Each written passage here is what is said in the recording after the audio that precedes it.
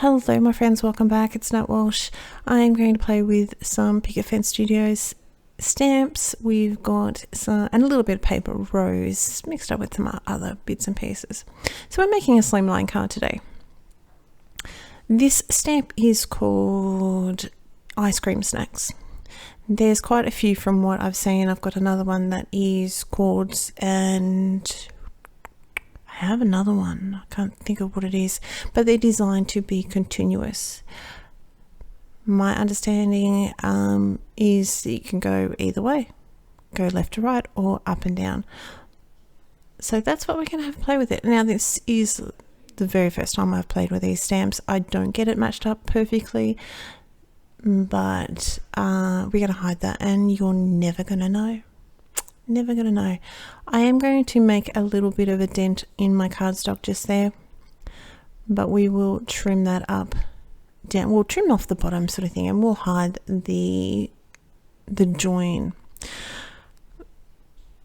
With the bend in the cardstock, we're just going to hit that with a little Teflon bone folder, just smooth that out. You're never going to know, and you're going to hide it anyway, so you won't see it at all. I wasn't going to play around with that tiny little bit that was left down the bottom, so we're going to trim him off, and that is the basis of our panel. This card is pretty simple, really. The paper rose, there's two sets of dice here. We've got the chunky thanks and chunky hello. I've just sort of added them together just for the ease because they're only relatively small. The largest shadow, we're going to die cut that out of vellum. And then we've got white, and then we're going to lay out. There's two levels of white. I lost a little bit of footage there, basically because my battery died, but you know, I just had a little goober hanging off the edge of my white cardstock there, so we just trim him off. I'm going to glue all these pieces down, and we're just gluing these down with a little bit of multi-matte medium there. I am going to cut out a lot of the gluing down because you don't need to watch me layer these all up, but we've got two pieces of the white on a panel of the vellum here, and I've just used my finger just to remove some of that excess multi-matte medium, just so we don't have too much oozing. Now I've laid all these together, so we actually have about 4 of the black cardstock. My head's going to get in the way here a little bit because I've got to get right over and try and figure out and make sure the spacing. So you're going to have to excuse my noggin for a while. Just using my phone there to add a little bit of pressure and make sure it sticks down. And we're going to glue all that down. I've just put that over the white panel, so hopefully you can see it a little bit. I'm a lover of black, what can I say? Place that down. Just push it into place. We're going to lay something hard on that as well. Now this is called Baker's Twine. This is another Picket Fence studio stamp. And I just thought it'd be really cool. We're going to go... I don't really like to have one color, like one lot of one color, especially when we're going to have grey. We're always going to have black with our sentiment, and we're going to bring in red. This is an Ultra New ink pad called Ruby Red. I'm going to, you're not going to see it, but I'm going to stamp it 2 times just to give me a nice deep color.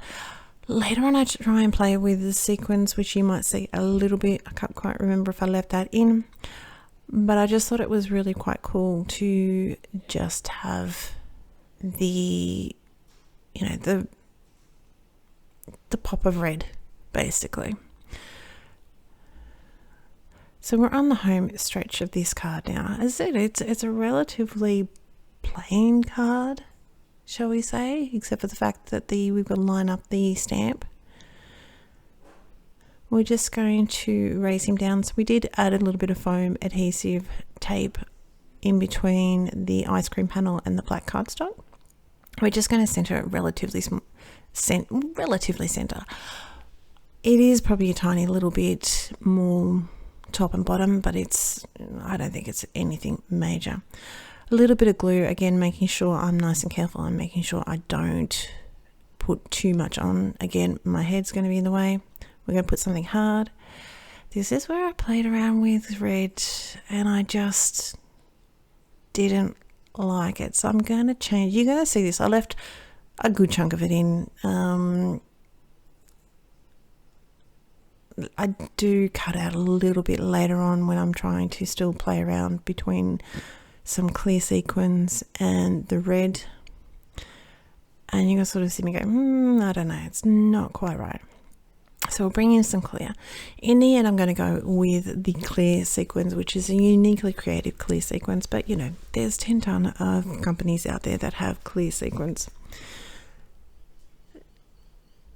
So it is a relatively, well, yeah, I've said a simple card, but the color combination is quite simple. We've only got that pop of red, and I really, really like it. I am going to, we're just going to stick those down with a little bit of multi-matte medium.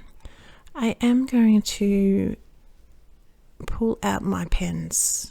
Now I've got Sakura Glaze, I think they're still Sakura Plans Tiara pens, which you'll see some of them in here, and some of these are glaze pens. Now I pull out the Tiara pens and they have a little bit of sparkle, but it wasn't quite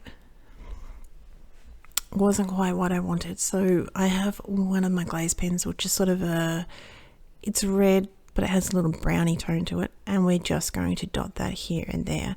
And first off, I'm going to put it over the Tiara pen, which is just a sparkly pen. That's all it is, really.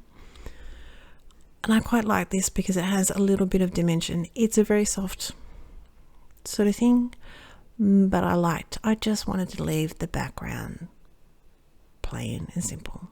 So that's my card. I hope you're well. Take care.